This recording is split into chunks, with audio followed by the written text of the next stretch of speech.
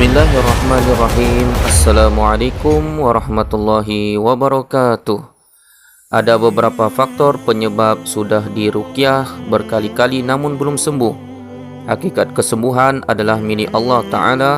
Berobat dengan Al-Quran adalah bagian dari ikhtiar yang dibolehkan secara syariat, dan diyakini telah banyak yang disembuhkan atas izin Allah Ta'ala. Berikut ini menjadi faktor penting mengapa terkadang pasien yang sudah diruqyah namun belum diberikan kesembuhan. Masih berbuat kesyirikan. Penyebab tidak sembuh diruqyah bisa jadi itu karena masih mendatangi dukun atau bercampur aduknya antara ruqyah syariah dengan ruqyah syirkiyah, atau masih adanya jimat-jimat, tangkal-tangkal, wafak-wafak, keris-keris pusaka yang dianggap dapat mendatangkan manfaat ataupun menjauhkan mudarat, ataupun adanya unsur kesyirikan yang lainnya. Ini menunjukkan masih jauhnya ketergantungan kepada Allah Ta'ala semata, yaitu ketauhidan. Masih berpenyakit hati. Misalnya saja masih menyimpan dendam, hasad, iri hati, berprasangka buruk, mudah marah, tidak ikhlas dan ridho terhadap ketentuan Allah Subhanahu wa Ta'ala, dan berbagai macam penyakit hati yang lainnya. Masih adanya perbuatan dosa, dosa besar dan dosa-dosa lainnya seperti durhaka kepada kedua orang tua, masih mabuk-mabukkan, suka berkelahi, dosa riba dan lain sebagainya. Hal ini menjadi penghalang untuk diberikan kesembuhan oleh Allah Subhanahu wa Ta'ala di dalam terapi ruqyah syariah. Belum benar-benar bertaubat.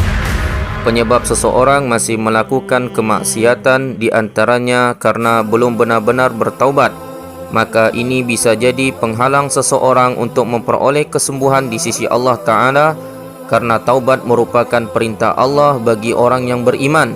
Dengan bertaubat, seseorang berhenti untuk melakukan dosa dan segera meminta ampun kepada Allah Subhanahu wa Ta'ala. Masih malas berzikir kepada Allah.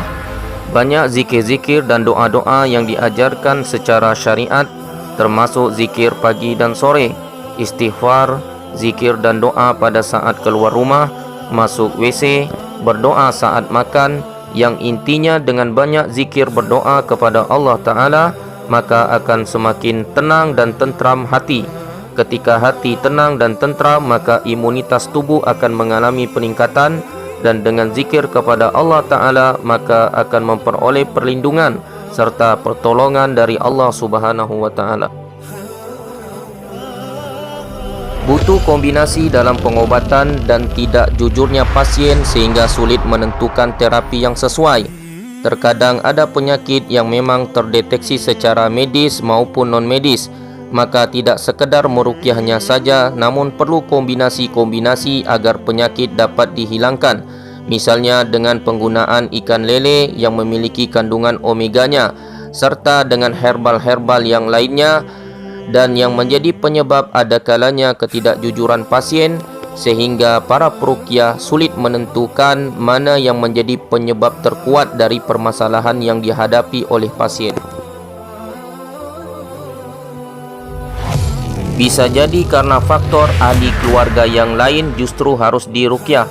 Terkadang orang yang diruqyah tidak mengalami reaksi. Justru terkadang orang tuanya atau istrinya atau suaminya yang mengalami gangguan itu. Artinya bahwa orang yang kita ruqyah tidak sembuh, justru bisa jadi yang menjadi sebab gangguan itu adalah dari ahli keluarga yang lain. Belum dilaksanakan saran-saran penting yang ditekankan secara syariat. Tentunya ada saran-saran penting yang disampaikan oleh peruqyah namun tidak dilaksanakan dengan baik oleh pasien, seperti tidak melaksanakan ruqyah mandiri, bagi perempuan tidak menutup aurat, masih meninggalkan solat 5 waktu dan perintah syariat lainnya dalam agama. Demikian yang bisa disampaikan, semoga bermanfaat bagi kita semua. Pada akhirnya hakikat kesembuhan pada ruqyah syariah itu ketika mampu mengajak untuk hijrah secara totalitas ke jalan Allah Subhanahu wa taala. Kami akhiri dengan wassalamualaikum warahmatullahi wabarakatuh.